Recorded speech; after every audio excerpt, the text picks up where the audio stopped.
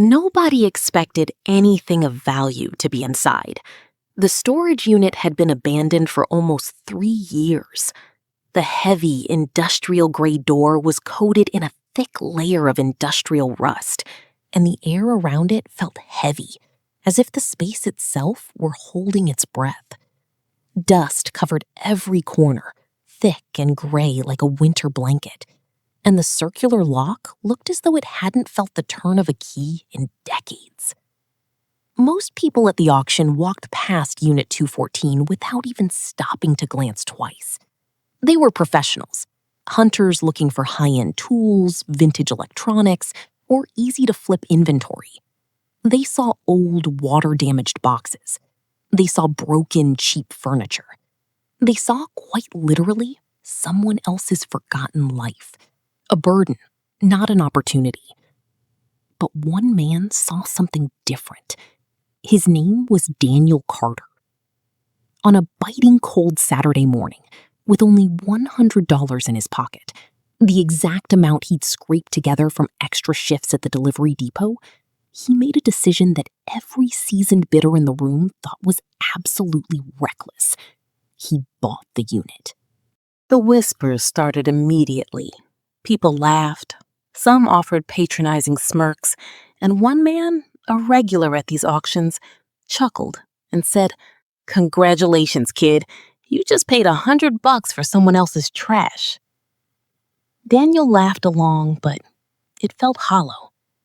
Honestly, he wasn't expecting much either.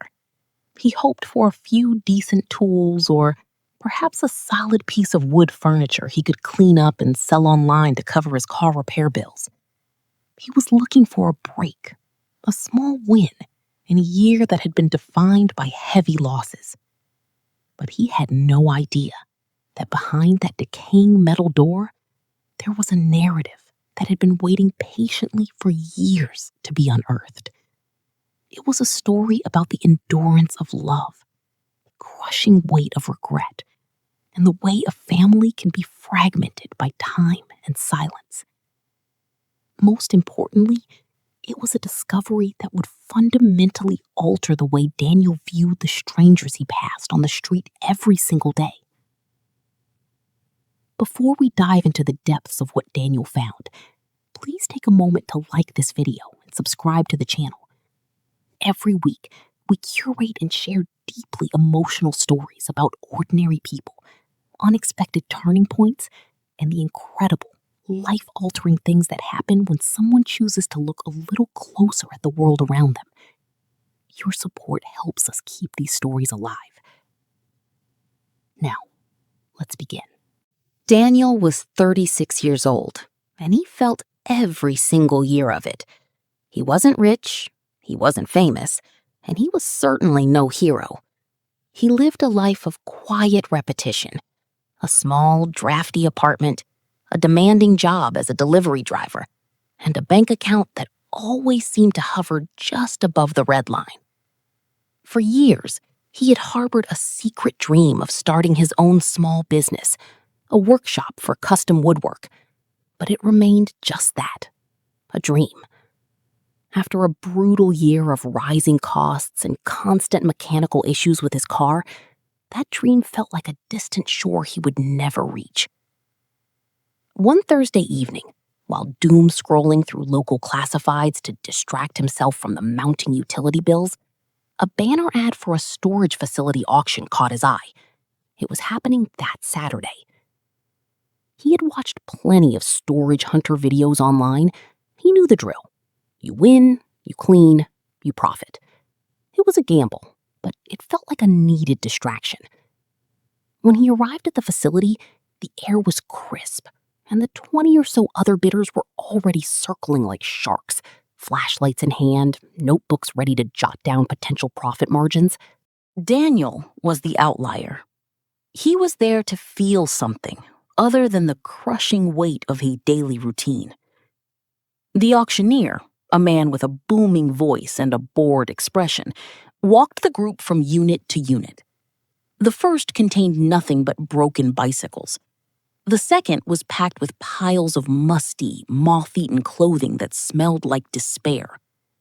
Then they reached Unit 214. The manager slid the door up just far enough for a quick inspection. The collective reaction was instant dismissal. A teenager in the back groaned, "Nothing here but garbage," and the crowd began to drift away before the bidding even started. But Daniel lingered. He peered into the gloom. There were cardboard boxes stacked to the ceiling, their corners soft and warped from moisture. There was a dining chair with a missing leg. But beneath the decay, his eye caught something. A neatly framed photograph, partially hidden under a heavy wool blanket. There was something dignified about the way it was placed. It didn't look like someone had just tossed it. It looked like someone had tried to pack it away with care. "Starting bid? $50? The manager asked, sensing the lack of interest. The silence was absolute. 20? Daniel felt a strange pulse of adrenaline. He didn't see junk. He saw a life that had once been cherished. He stepped forward. 100, he said, his voice clearer than he intended. The crowd turned. A few people exchanged looks of pity. The auctioneer didn't waste a second. Sold. Just like that, the contents of Unit 214 belonged to Daniel. The next morning, the silence of the storage facility was heavy. Daniel arrived with a borrowed truck, his hands slightly shaking. As he cranked the metal door open, the scent of the unit rushed out to meet him. A concentrated aroma of cedar, old paper, dust, and something indefinable, like a memory fading in the sun. He started with the junk, clearing out the debris, the broken chair, the moldy mattress, the boxes that had clearly held nothing but trash. But by noon, he found it. Tucked behind a stack of back issues of National Geographic from the 1970s was a small wooden chest. It was heavy, crafted from mahogany, and had a tarnished brass latch. Daniel wiped away years of grime with his sleeve and slowly lifted the lid. His breath caught. Inside weren't tools or electronics. They were photographs. Real, physical photographs, capturing moments that had long since vanished. He pulled out a shot of a young couple, a man in a sharp, crisp military uniform and a woman in a floral dress, standing before a small, white picket-fenced cottage. He flipped it over. In elegant, slanted script, it read, "James and Margaret, summer of 1968, our first home." Daniel sat on the concrete floor, ignoring the damp chill. He spent the next 3 hours looking through the box. There were birthday parties where children wore paper hats with crooked smiles. There were blurry shots of a dog mid-run in a backyard. There were portraits of a little girl growing up, from a toddler crutching a teddy bear to a teenager standing proudly in a graduation cap. Then he found it, a leather-bound journal. The leather was cracked, and the pages were yellowed, brittle at the edges. The first entry, dated March 12, 1972, began, "My name is Robert Williams, and today I decided to write down the story of our family, not for history books, but for us, so we never forget how we got here." Daniel began to read, and as the afternoon sun shifted across the unit walls, he was transported. Robert wasn't a hero. He wasn't a titan of industry. He was a teacher, a man who found profound magic in the mundane.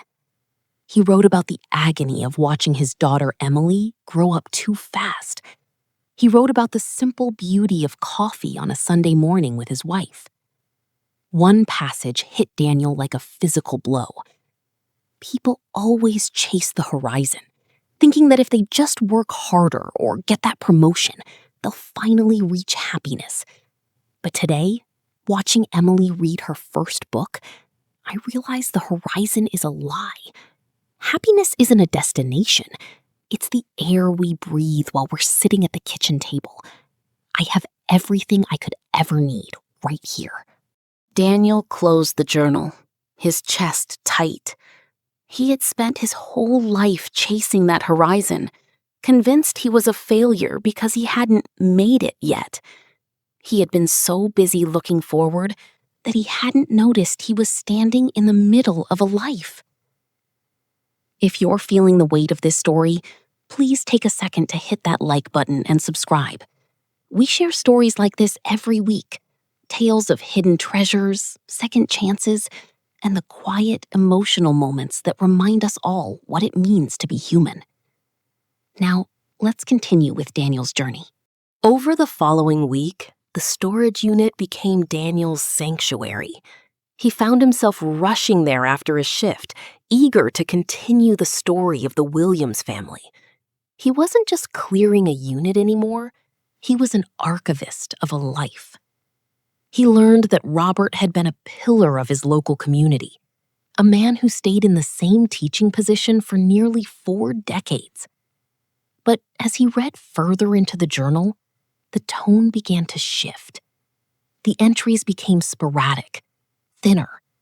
The handwriting, once firm and precise, started to fray at the edges. He found an entry from 6 years ago.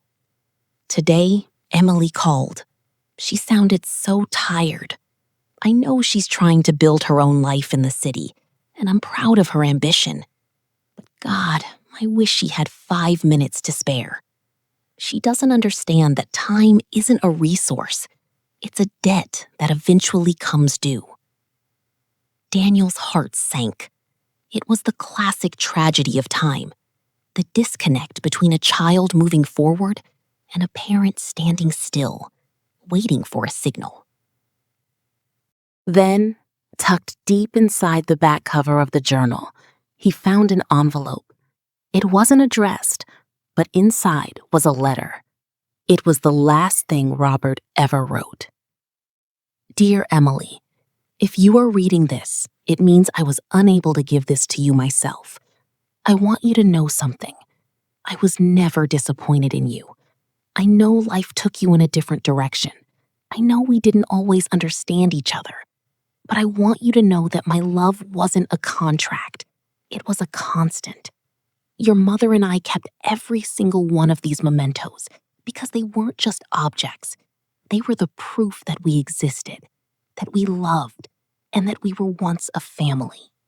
Never forget where you came from, and never forget that you are so deeply, fiercely loved. Daniel sat in the dark of the storage unit, the letter trembling in his hands. He realized he was holding a miracle. This wasn't a collection of items to be sold on eBay. This was a bridge that had been broken, abandoned, and left to rot, but one that was still structurally sound. He had to find her. He had to find Emily Williams. The problem? He had no phone number, no address, just a name that was as common as the wind. But for the first time in years, Daniel didn't feel like a delivery driver looking for a way out of his life.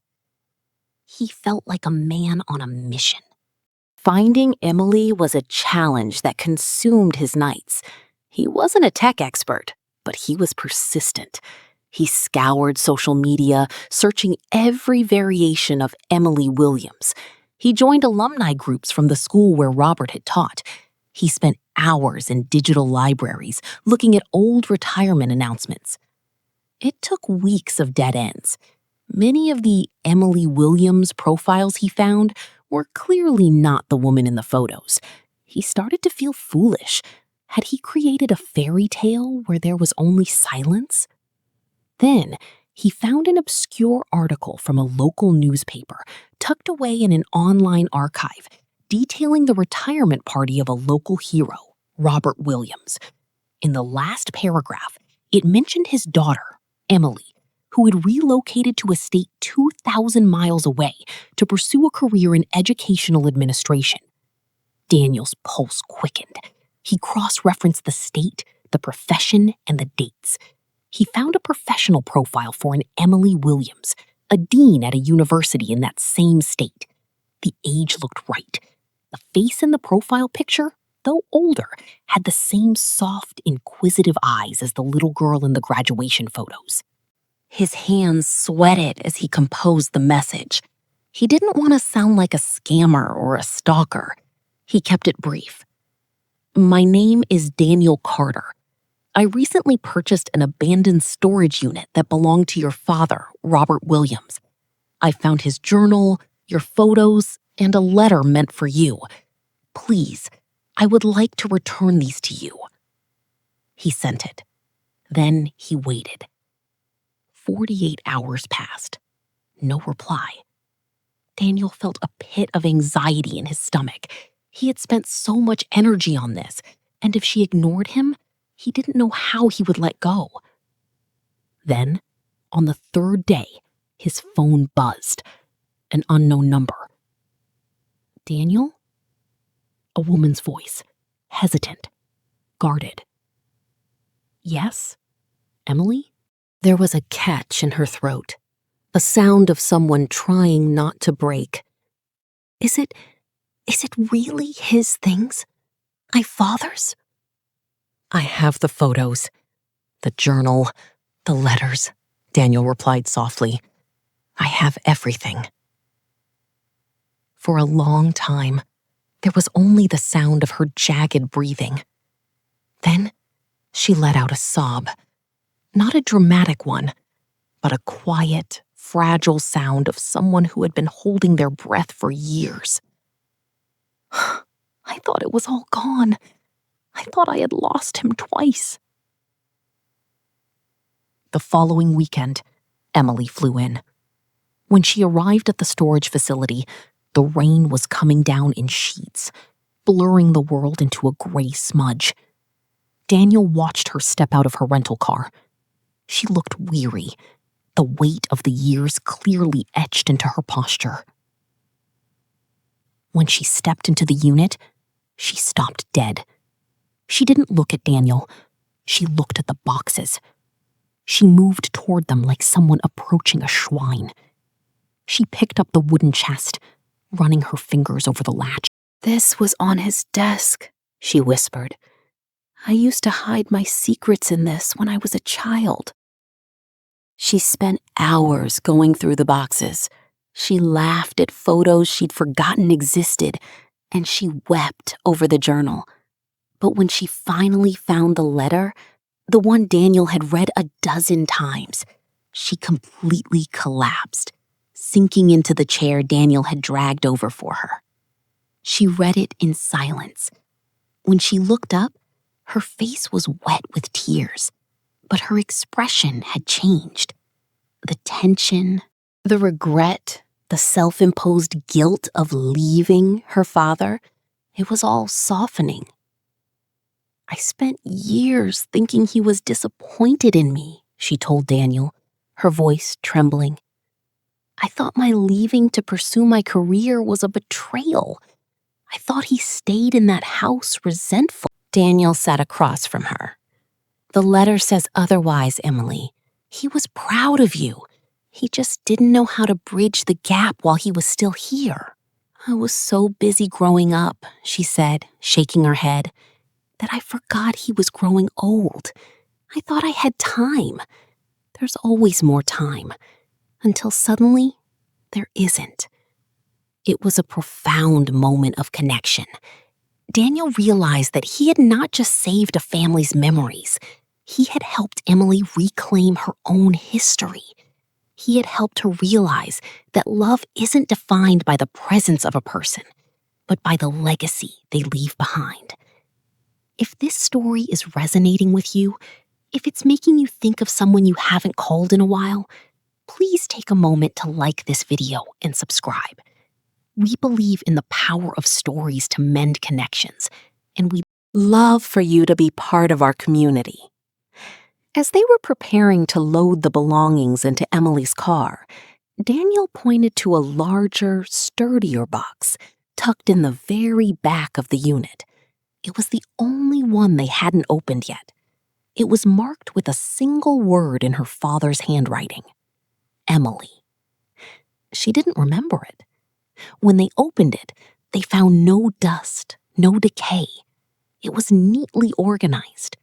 It held the red dress she had worn for her 5th birthday, a collection of hand-drawn pictures she'd made as a child, and most surprisingly, a thick stack of envelopes. They were letters, dozens of them, dated every month for the last 10 years of his life. Emily opened one at random. Dear Emily, today the garden was especially beautiful. The roses you planted with your... My mothers are blooming for the first time.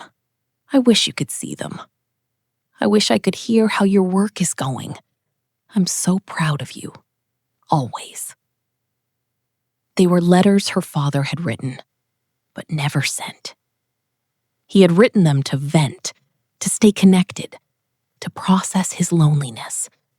But he hadn't wanted to burden her. He had kept them as a silent dialogue with the daughter he missed. Emily read through them until the sun began to dip below the horizon, casting long, golden shadows across the storage facility floor. She wasn't reading them with sorrow anymore. She was reading them with a sense of peace. He was talking to me the whole time, she whispered. Even when I thought he was silent, he was talking. After Emily left, Daniel returned to his normal life, but it felt entirely different. He still delivered packages, and he still lived in his modest apartment, but the crushing sense of dissatisfaction was gone. He had learned that success wasn't about the size of his bank account. It was about the connections he made. He and Emily stayed in touch, and eventually they decided to share a version of this story online. They didn't want fame. They wanted to remind people that the things they throw away, the old, the weathered, the seemingly useless, often contain the most valuable parts of our shared human experience. The story went viral. Thousands of people commented, sharing their own stories of lost connections, regrets, and the realization that they needed to reach out to their parents, their children, or their old friends before the chance slipped away. In a local interview, the reporter asked Daniel, "Was that $100 well spent?" Daniel smiled. "I thought I was buying an investment. I was really buying a lesson. The $100 was just the entry fee. The reward was getting to witness the way love can survive, even when it's tucked away in a dark, dusty room." A year later, Daniel received a mysterious package in the mail. No return address. Inside was a beautiful vintage pocket watch, the one Robert had worn in the very first photo Daniel had found. Attached was a note from Emily. "Daniel, this belonged to my father. He always used to say that time is the only thing we can't buy, but you gave me back the time I thought I'd lost. Thank you for being the person who looked closer." Daniel didn't wear it for the time. He kept it on his desk, a constant reminder that life is fragile, that history is precious, and that sometimes the most important work we can do is to help someone else find their way home. Unit 214 was eventually rented by someone else. The rust was scraped away, the old floor was swept, and a new life began to inhabit that space. But the story didn't end there. It rippled outward. Because of that $100 purchase, families were reunited, apologies were finally made, and thousands of people started looking at the old and abandoned things in their lives with a newfound sense of curiosity and respect. We often look at the world and decide what has value too quickly. We judge things by their appearance, their age, or their utility. But if we're not careful, we miss the stories hidden right in front of us. We miss the love, the struggle, and the quiet, desperate hope of people who just want to be remembered. Daniel thought he was just another guy at an auction, but he proved that even the smallest action, deciding to care, deciding to look deeper, deciding to take a chance can shift the trajectory of someone's life. If this story touched your heart, please take a moment to like this video and subscribe to the channel. Every week, we bring you stories of unexpected moments, second chances, and the hidden threads that connect us all. And before you go, we want to ask you something. If you found a box full of someone else's memories, would you try to find the owner, or would you just walk away? Tell us in the comments. We read every single one. Thank you for watching. Remember, sometimes the greatest treasures in this world aren't the things we find for ourselves. They are the people we help along the way.